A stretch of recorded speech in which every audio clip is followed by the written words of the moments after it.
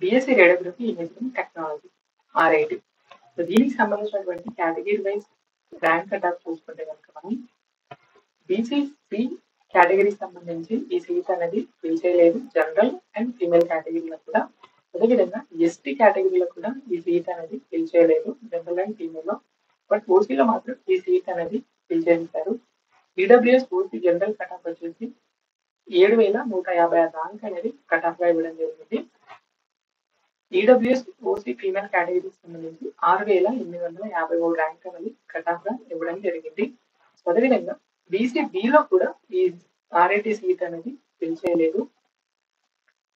కాకపోతే బీసీఏలో వచ్చేసి BCA female కేటగిరీలో మాత్రం ఈ సీట్ అనేది ఫిల్ చేశారు. 8,307 ర్యాంక్ కట్ ఆఫ్.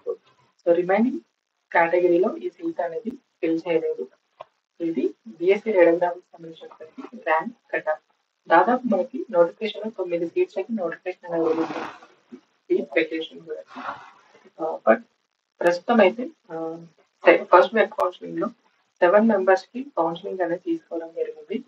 ప్రస్తుతానికి అయితే 2 సీట్స్ వెకెంట్ గా ఉన్నాయి. అదేవిధంగా ఇది సెకండ్ వెబ్ కౌన్సిలింగ్ లో పెరిగే ఛాన్స్ ఉంటుంది.